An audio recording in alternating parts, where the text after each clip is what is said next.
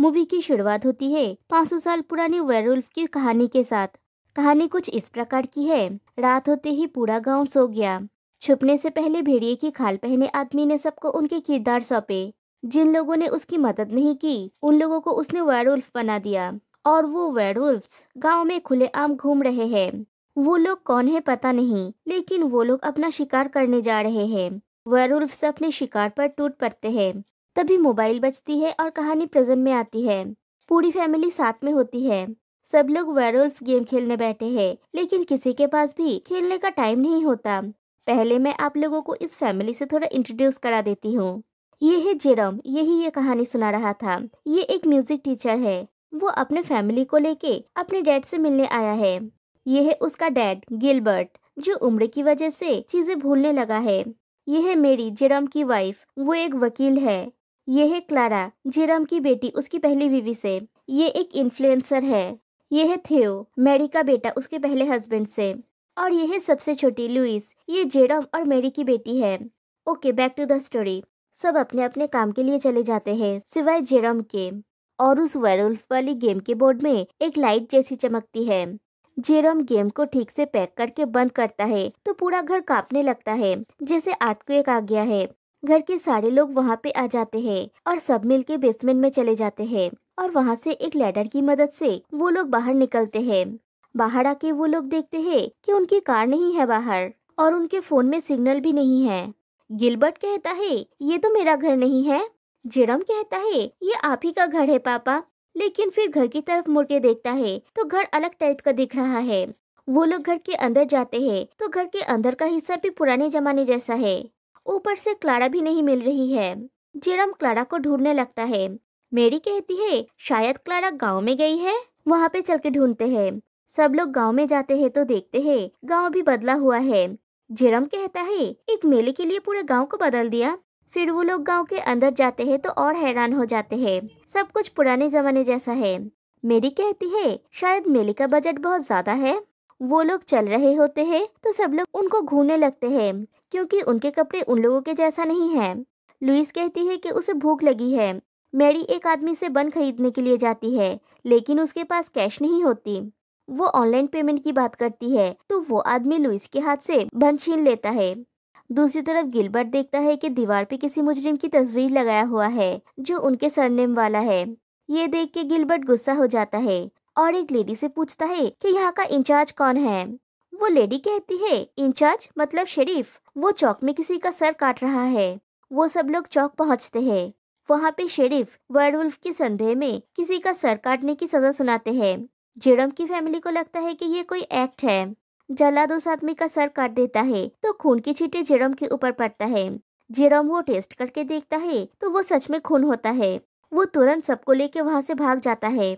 एक खाली जगह पे आने के बाद वो सबको बताता है कि ये असली खून है, लेकिन गिलबर्ट और मारी उसका विश्वास नहीं करते और खुद चख के देखते हैं, तब उन्हें विश्वास होता है कि ये सब असली है। उन लोगों को समझ में नहीं आता कि ये सब क्या हो रहा है। थियो कहता है कि इसका मतलब है कि ये सब असली है और हम पास्ट में आ गए हैं। फिर वो लोग देखते हैं कि वहाँ पे एक सैनिक है। थियो उससे पूछता है कि ये कौन सा साल है, तो वो सैनिक बताता है कि ये 1497 है। तभी मैरी के फोन में अलार्म बजने लगता है। वो सैनिक ये देख के उन्हें मारने के लिए आगे बढ़ता है तो गिलबर्ट एक मुक्के से उसे धूल चटा देता है। वो सब लोग घर पहुंचते हैं और एक चीज नोटिस करते हैं कि गिलबर्ट का शरीर और दिमागी हालत एकदम ठीक है, वो कुछ भूल नहीं रहा। तभी वो लोग देखते हैं कि सारा सामान बिखरने लगता है, जैसे कोई भूत सारी चीजें इधर उधर फेंक रहा है। सब लोग डर जाते हैं। टेबल के ऊपर मैदे का एक बोरी गिरता है और उसमें कोई लिखता है ये मैं हूँ। जेरम पूछता है मैं कौन। फिर से मैदे में कोई लिखता है मैं क्लारा। थियो जाके थोड़ा सा मैदा हवा में उड़ा देता है तो एक हल्का स्ट्रक्चर दिखाई देता है। वो कुछ बोल रही है लेकिन कोई सुन नहीं पाता। फिर सिर्फ जेरम उसकी आवाज सुन पाता है। क्लारा सोचती है कि मैंने तो कुछ बोला ही नहीं। जेरम को समझ में नहीं आता तो क्लारा अपने माइंड में कहती है मतलब डैड आप माइंड रीड कर सकते हो। और वो सच में सबकी मन की बात सुन पा रहा है। तभी डोर पे नॉक होता है। जेरम देखता है कि बाहर वो शरीफ आया हुआ है। जेरम जाके क्लारा के चेहरे पे से मैदे को हटा देता है। फिर वो लोग बाहर आते हैं। शरीफ पूछता है कि तुम लोग कहाँ से आए हो और इस जादूगर के घर पे क्या कर रहे हो। मैरी कहती है हम तो इस खाली घर में आराम कर रहे थे। शेरिफ थियो के गले में छुरा पकड़ के कहता है, तुम लोग जादूगर ही हो, है ना? जेरम कहता है, हम कोई जादूगर नहीं है, हम तो बस गवैये हैं। मैं डैनियल गवैया और ये सब मेरे साथी है। शेरिफ कहता है, तो कुछ गाकर सुनाओ। जेरम गाना गाता है। फिर शेरिफ मान जाता है कि वो लोग सच बोल रहे हैं। शेरिफ कहता है, अंदर चले जाओ, दरिंदे आ रहे हैं। शाम के वक्त एक आदमी घंटी बजाते हुए चिल्ला के गाँव वालों को सतर्क कर देता है कि सब लोग अपने अपने घर चले जाए और घर से ना निकले क्योंकि दरिंदे आ रहे हैं। लुइस उस वेयरवुल्फ वाले गेम को देख रही होती है। सब लोग उस गेम को देख के चौंक जाते हैं कि ये यहाँ पे कैसे। थियो कहता है, मतलब हम पास्ट में नहीं, इस गेम में अटक गए हैं। इस गेम में जो पावर मिलती है वही हम सबको मिली।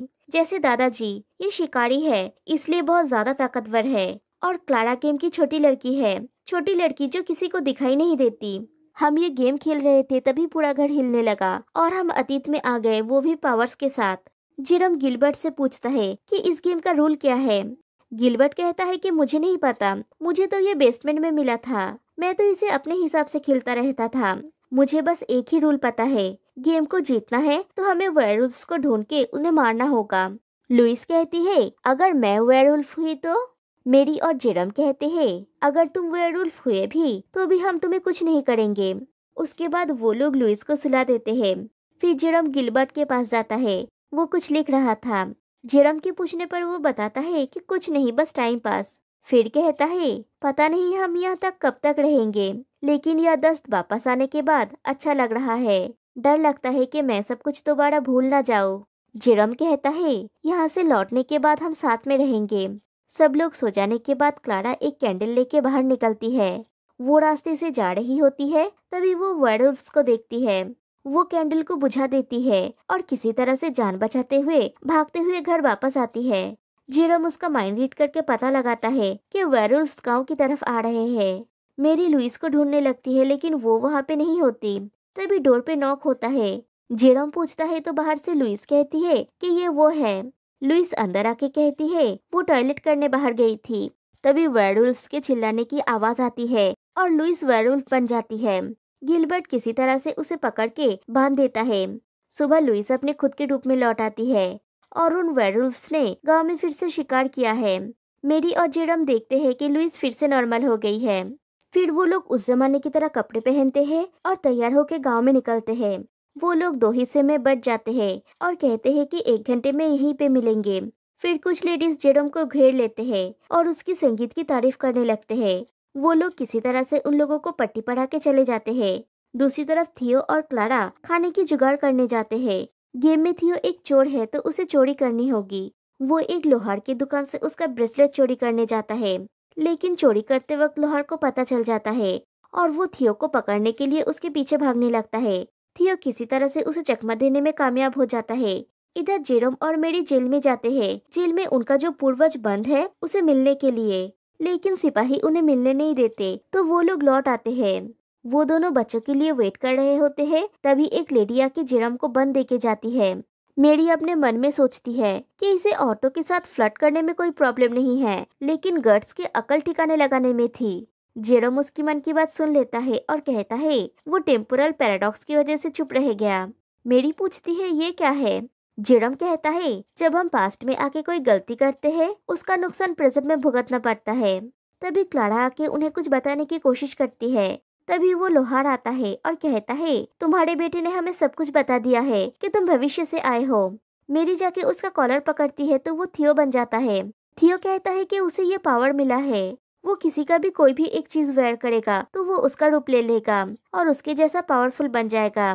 वो लोग किसी तरह से एक सिपाही का टोपी चुराते हैं। थियो वो सिपाही बन के मेरी को लेके जेल में जाता है और दूसरे सिपाही से कहता है कि वो उसे बंदी बना के लाया है। फिर वो दोनों जेल के अंदर जाते हैं उनके पूर्वज को ढूंढने के लिए। वो पर्सन उसे मिल जाता है।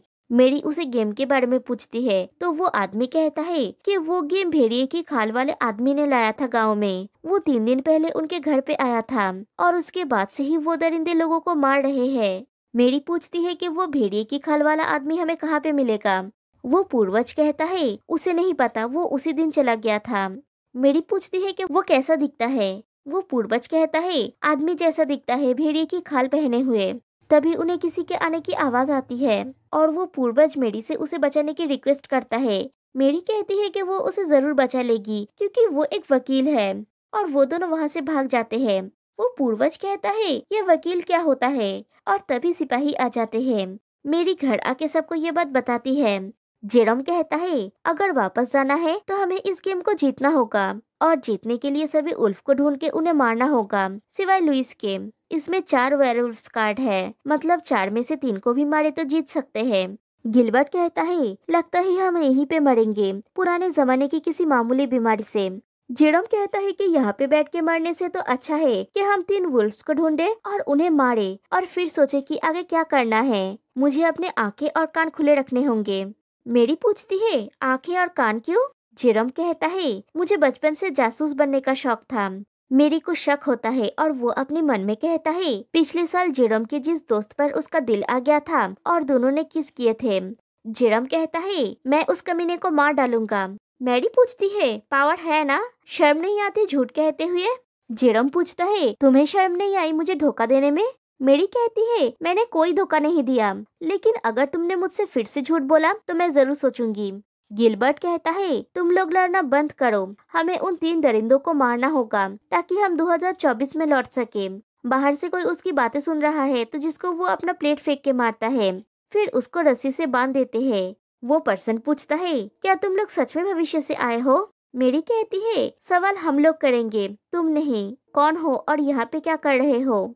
वो पर्सन कहता है मेरा नाम पिएरो है, मैं शेल्ड्रिक का पड़ोसी हूँ। मैं एक कलाकार और एक वैज्ञानिक भी हूँ और कुछ भी कर लेता हूँ। गिलबर्ट पूछता है तुम वहाँ खिड़की से ताक झाँक क्यों कर रहे थे? मेरी पूछती है तुम वेयरवुल्फ हो इसीलिए? पिएरो कहता है कि वो वेयरवुल्फ नहीं है। मेरी जेरोम को पिएरो का माइंड रीड करने के लिए कहती है। जेरोम पिएरो को घूरने लगता है तो पिएरो मन में सोचता है ये घूरते हुए और भी ज्यादा हैंडसम लग रहा है, मतलब वो गे है। जेरोम कहता है अरे हमें तुम जैसे लोगों से कोई प्रॉब्लम नहीं है। पिएरो कहता है तुम लोग लकी हो कि भविष्य में लड़कों का लड़कों को पसंद करना नॉर्मल है, लेकिन यहाँ अगर किसी को पता चल जाए कि मुझे मर्द पसंद है तो मेरी खाल उधेड़ देंगे और मुझे सरेआम जिंदा जला देंगे। जब उन्हें लगता है कि वो हार्मफुल नहीं है तब वो लोग उसकी रस्सी खोल देते हैं। मेरी उसे बताती है कि उन्हें वापस जाने के लिए उन वेयरवुल्फ्स को ढूंढना होगा और पिएरो से पूछती है कि उसे उनके बारे में कुछ पता है क्या। पिएरो कहता है कि उसे नहीं पता। तभी क्लारा उसके लिए पानी लेके आती है। पिएरो कहता है कि वो क्लारा के लिए दूसरी चमड़ी की जुगाड़ कर देंगे।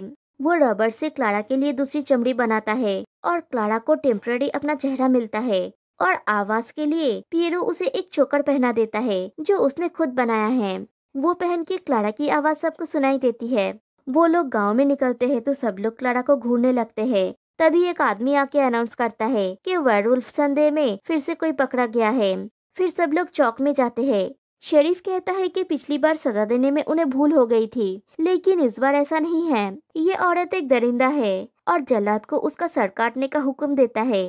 तभी सूरज डूबने वाला होता है। जल्लाद गला काटने जाता है, तभी उसकी कुल्हाड़ी टूट जाती है। शेरिफ और जल्लाद में तू मैं होता है। इतने में सूरज डूब जाता है और भेड़िए की चिल्लाने की आवाज आती है और वो लेडी भेड़िया बन जाती है। वो लोगों को मारने लगती है। तभी शेरिफ भेड़िए को तीर से मार देता है। वो मरने के बाद उसके हाथ में एक उल्फ कार्ड आ जाता है। गिलबर्ट उसके हाथ से वो कार्ड कलेक्ट कर लेता है। वो लोग वहाँ से जाने वाले होते हैं। तभी लुइस अपने कान में से ब्लॉकर हटा देती है और उल्फ की आवाज से वो भी भेड़िया बन जाती है। कोई उसे मार दे इससे पहले गिलबर्ट उसे एक बोरिये में पकड़ लेता है। इधर बाकी सब लोग उसे ढूंढ रहे होते हैं। थियो उन्हें बताता है कि गिलबर्ट ने उसे पकड़ लिया है और वो लोग देखते हैं कि अभी क्लारा मिसिंग है। जेरोम मेरी से कहती है तुम लोग घर जाओ, मैं क्लारा को ढूंढता हूँ। मेरी कहती है कि बस मरना मत।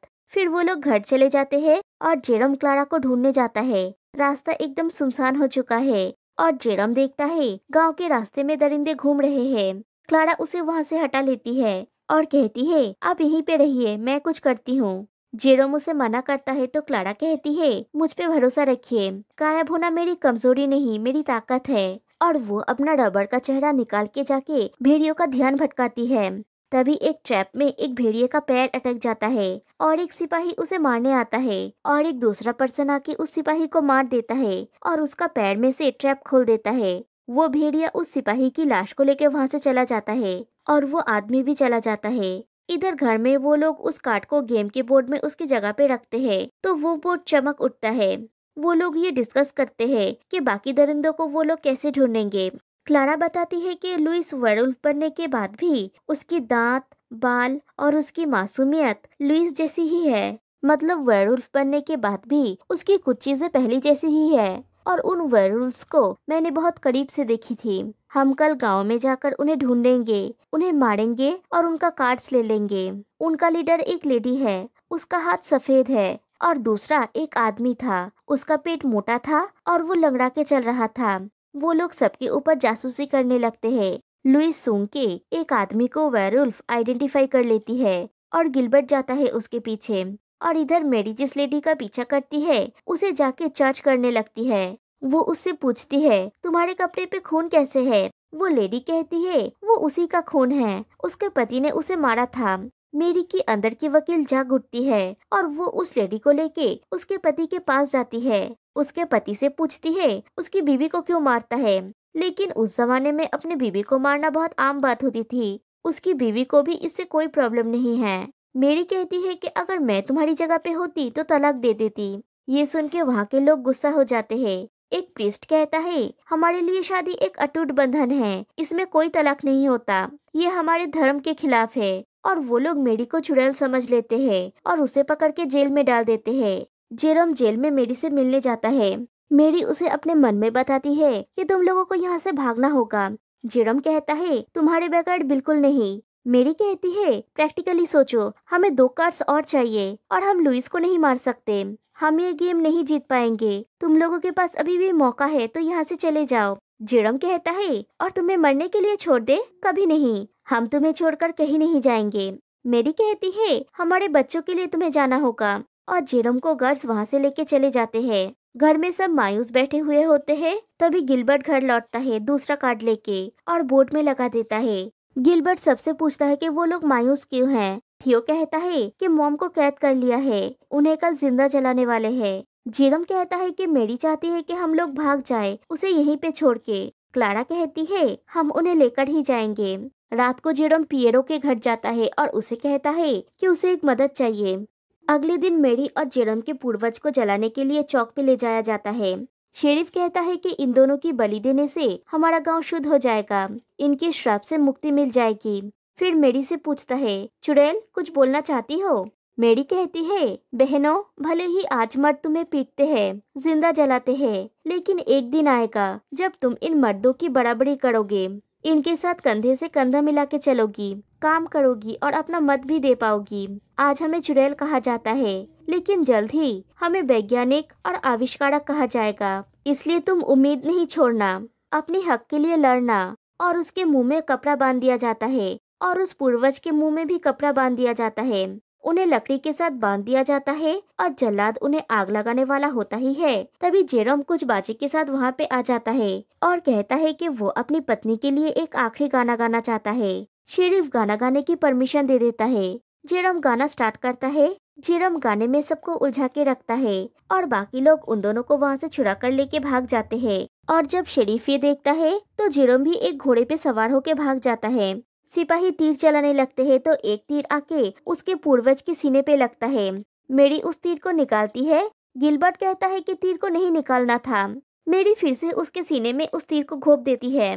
दूसरी तरफ जेरोम और पियरो उन लोगों के आने का वेट कर रहे हैं। पियरो जेरोम से कहता है सुनो जेरोम, अगर मेरी को कुछ हो जाता है तो तुम मायूस मत होना और इस बार प्यार को एक अलग नजरिए से देखना। इतने में ही वो लोग आ जाते हैं। जेरोम मेरी के पास जाता है और पूछता है वो लोग तुम्हारे पीछे ही थे, सब ठीक तो है ना? मेरी कहती है सब कुछ ठीक है। फिर जेरोम उसके पूर्वज के पास जाता है और उसके सीने से उस तीर को निकालता है। मेरी कहती है कि तीर को निकालना नहीं था। जेरोम फिर से तीर को उसके सीने में घोंप देता है और वो आदमी बेचारा गुस्सा हो जाता है और कहता है मुझसे दूर रहो तुम लोग। फिर पियरो उन सभी लोगों से कहता है शेरिफ और उनके सिपाही तुम लोगों को हर जगह पे ढूंढ रहे होंगे, इसलिए तुम्हें चर्च पे छुपना होगा। मैंने वहाँ पर एक गुप्त सुरंग बनाई है और उसे खोलने के लिए तुम लोगों को 3 अंकों का कोड डालना होगा, वो है 316। और रोशनी के लिए वहाँ पे एक लीवर है, उसे ऊपर उठा देना। फिर वो लोग चर्च के अंदर जाते हैं। जेरोम लीवर को ऊपर उठाता है तो आग जल उठता है। मेरी थियो से लुइस को किसी सेफ जगह पे ले जाने और उसे हेडफोन्स पहना देने के लिए कहती है। गिलबर्ट चर्च का डोर एक बड़ी मूर्ति से गार्ड कर देता है और आके पूछता है हमें वो कोट कहाँ पे डालना है। वो लोग ढूंढने लगते हैं कि कोट कहाँ पे डालना होगा। दूसरी तरफ थियो लुइस को एक सेफ जगह पे ले जाके उसे हेडफोन्स पहना देता है। क्लारा वो जगह ढूंढ निकालती है। वो लोग कोट डालते हैं और ऊपर जोर जोर की आवाज होने लगती है और छत फाड़ के नीचे गिरती है वो लेडी वेयरवुल्फ। मारी थियो और क्लारा को छुप जाने के लिए कहती है, लेकिन गिलबर्ट, थियो और क्लारा सामने आते हैं और वो अपने पावर का इस्तेमाल करते हैं। थियो उस लोहार का रूप ले लेता है। गिलबर्ट तो पावरफुल है ही और क्लारा अदृश्य हो जाती है और वो तीन वेयरवुल्फ के साथ लड़ाई करने लगते हैं, लेकिन वो तीनों वेयरवुल्फ की ताकत के सामने हार मानने लगते हैं। तभी वहाँ पे वो शेरिफ आता है तीर कमान लेके। जेरोम उसे वेयरवुल्फ को मारने के लिए कहता है और यहाँ पे आता है कहानी में ट्विस्ट। शेरिफ कहता है कि नहीं, अगर वो मर गई तो मैं भी नहीं बचूंगा। तभी उन लोगों को क्लारा की बात याद आती है कि वो औरत थी, उसके हाथ सफेद थे और वो ब्रेड वाली, उसके हाथ भी सफेद थे। और उस दिन वेयरवुल्फ को ट्रैप से जिसने बचाया था वो शेरिफ था। शेरिफ कहता है कि अब तुम लोग मरोगे और वो जेरम के ऊपर तीर चलाता है, लेकिन गिलबर्ट उस तीर को पकड़ लेता है। वेयरवुल्फ मैरी और जेरम की तरफ बढ़ती है। तभी लुइस वहाँ पे आती है और कहती है उसके हेडफोन की बैटरी खत्म हो गई है। तभी वो उल्फ चिल्लाती है और उसकी आवाज से लुइस भी उल्फ बन जाती है। वो जेरम और मारी को देख के गुड़ाने लगती है। मैरी और जेरम को कुछ समझ में नहीं आता। वो लोग लोरी गाने लगते हैं और इससे धीरे धीरे लुइस शांत होने लगती है। फिर लुइस मुड़ती है और उस बड़ी उल्फ के ऊपर जाके हमला कर देती है। लुइस शेरिफ को भी मार गिराती है। लुइस उस बड़ी उल्फ के साथ लड़ाई करती है, लेकिन वो तो आखिरकार बच्ची है ना। वो बड़ी उल्फ उसे उठा के पटक देती है। दीवार के साथ धक्का लगता है और लुइस की मौत हो जाती है और उसके हाथ में एक वेयरवुल्फ कार्ड आ जाता है। लुइस की लाइफलेस बॉडी देख के मेरी की अंदर की शक्ति जागरूक होती है। वो एक जादूगरनी है। वो अपने जादू से वेयरवुल्फ को मार देती है और लुइस को जिंदा कर देती है। फिर वो लुइस के पास आती है। फिर एक एक करके सब लोग अपने असली रूप में आ जाते हैं और उनके हाथ में उनका कार्ड आ जाता है और वो गेम जीत जाते हैं। मैरी जेरम से कहती है मेरे पास भी पावर थी, बस सही वक्त का इंतजार कर रही थी। फिर वो लोग चर्च से बाहर आते हैं। वो लोग जाने वाले होते हैं। पियरो जेरम से थैंक यू कहता है क्योंकि उसने उसे प्रेरित किया है और वो अपने घर वापस जा रहा है और वहाँ पे जाकर वो फिर से पेंटिंग शुरू करेगा और अब से लोगों को अपना असली नाम ही बताएगा। जेरोम उसका असली नाम पूछता है तो पियरो कहता है कि उसका असली नाम है लियोनार्दो पियरो दा विंची, मतलब वो लियोनार्दो दा विंची है। जेरोम अपने पूर्वज से सीक्रेटली कहता है इसकी सारी पेंटिंग्स खरीद लेना। उसका पूर्वज कहता है इस पागल की बहुत ही बेकार है। जेरोम कहता है तुम बस खरीद लेना सब कुछ। फिर वो लोग अपना अपना कार्ड्स उस बोर्ड में डालते हैं और उसे लॉक कर देते हैं। उनकी आंखें खुलती है तो वो जमीन पे पड़े होते हैं और उनके सामने एक सिपाही होता है। उन्हें लगता है कि वो लोग अभी भी पुराने जमाने में ही हैं। तभी किसी की मोबाइल बजता है। वो उस आदमी का होता है। वो उनका पड़ोसी है और उसने फैंसी ड्रेस कंपटीशन के लिए ऐसा कपड़ा पहना है। वो लोग एक दूसरे के गले मिलते हैं। जेरम गिलबर्ट से पूछता है तो वो कहता है उसे कुछ भी याद नहीं है, बस इतना याद है कि सिपाही और वेयरवुल्फ्स थे। जेरम को छोड़ के बाकी लोग अंदर चले जाते हैं। जेरम अपने डैड का वो लेटर पढ़ता है जो उसने पुराने जमाने में लिखा था। उसने लिखा था डियर जेरोम, मुझे बहुत अच्छा लगता है जब तुम लोग यहाँ पे आते हो, लेकिन ये खुशी बस कुछ ही दिनों के लिए है। मैं सब भूलने लगा हूँ। एक दिन आएगा मुझे कुछ भी याद नहीं रहेगा, इसलिए जब तक याददाश्त बचा है सोचा सभी लिख डालूं जो कुछ भी याद है, जो भी मेरे लिए मायने रखता है। जब वक्त मिले मुझे पढ़कर सुनाना, तुम्हारे पापा। फिर दिखाया जाता है कि वो लोग एक पेंटिंग एग्जीबिशन में गए हैं। मैरी कहती है पुरानी पेंटिंग इससे अच्छी थी और दिखाया जाता है कि मोनालिसा की पेंटिंग में मोनालिसा का चेहरा बदल गया है और यहीं पे ये मूवी एंड होती है। गाइस, ये 2024 में रिलीज हुई एक फ्रेंच मूवी है। मूवी का नाम है फैमिली पैक और आप इस मूवी को नेटफ्लिक्स में देख सकते हैं। मूवी और मेरा एक्सप्लेनेशन पसंद आए तो एक लाइक कर देना और प्लीज एक कमेंट ड्रॉप कर देना जैसा भी हो। तो फिर मिलते हैं नेक्स्ट वीडियो में, तब तक के लिए सायोनारा।